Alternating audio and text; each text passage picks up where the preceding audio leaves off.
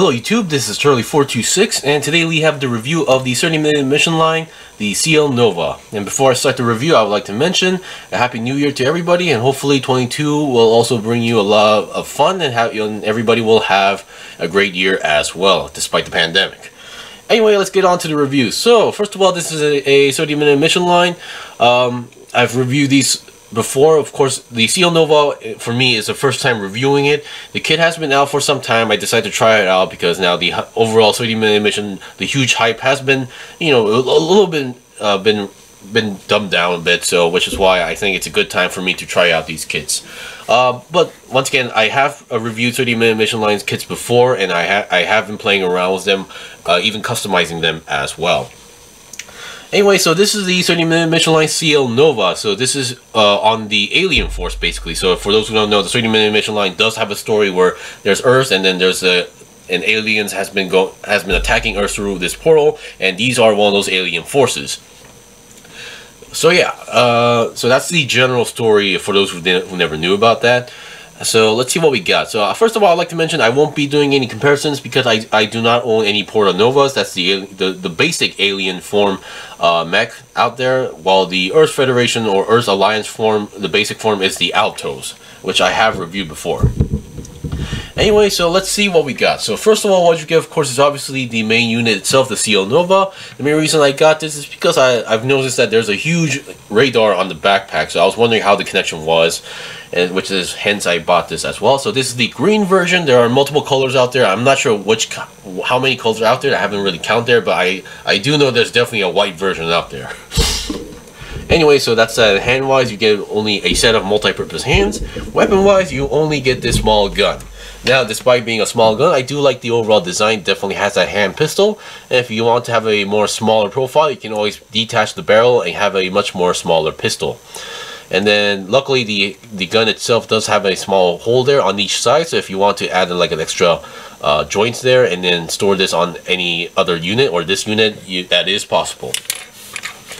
And then sticker-wise, you only get decal stickers for numbers 0 to 9, black and white, and 2 different sizes, and all these symbols. So I believe the Cielnova Porta-Novas are from the Barian forces, Bylon forces. Sorry about that. So yeah. And then we do get some leftover parts. Now, because this also uses some parts from the Porta-Nova, which is why I think we get these parts as well. So these are obviously, I think, are for the waist sections here for the legs, and then these small ones, are the ball joints that are meant for the feet to connect the ankle armor. Alright, so let's see what we got in terms of articulation here.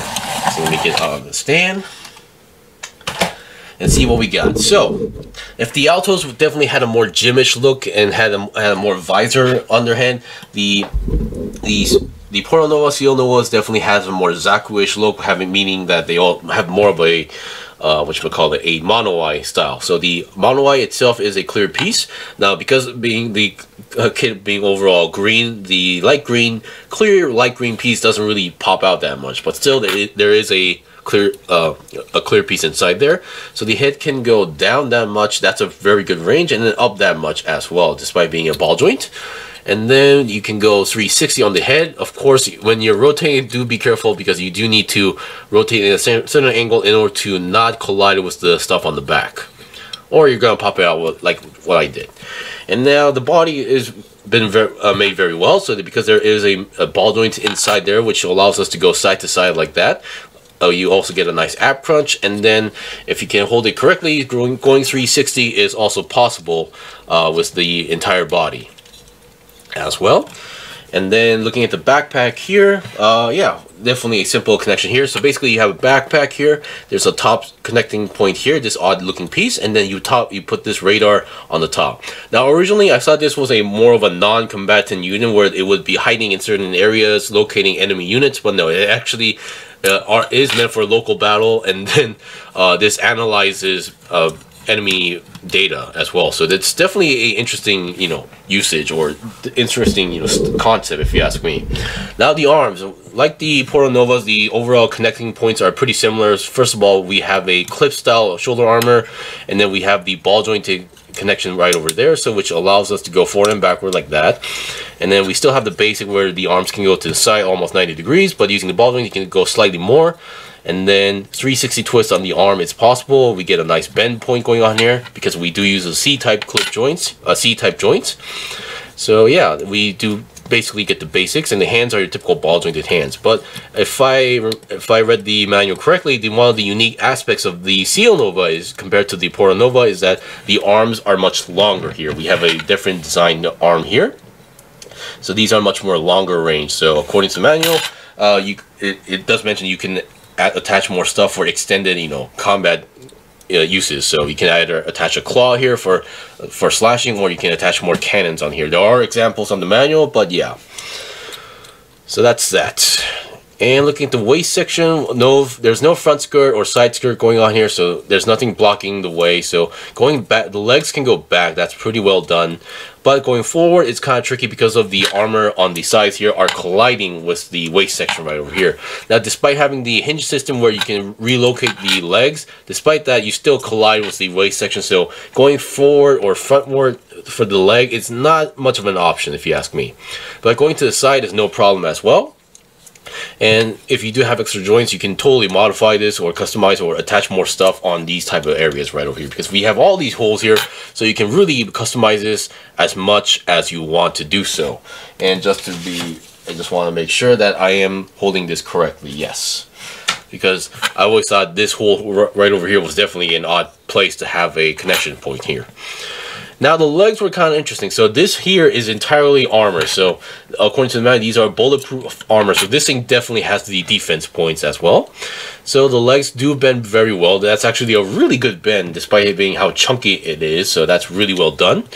And then once again, the feet here are actually, the main connection here is a ball joint, but the main moving point is a clip joint. So we have a very nice pivot point right over here.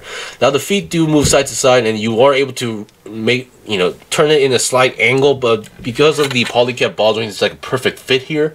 The feet itself, without the pivot, it doesn't really move that much other than going side to side. And one thing I've noticed while playing around with this specific kit is that sometimes, depending on how you make it stand, these back armor here will sometimes collide, will be also hitting the ground, which also works as a extra support, but sometimes it will get in the way. So if you think that this is kind of limiting your feet range of movement, you can always detach or relocate it like this so it doesn't actually touch the ground, but it's really up to your preferences. Alright, so let me reattach that. And that's pretty much it for the articulation. So, and then the weapon, for those who are wondering, yes, it just slides into the hand and you're good to go.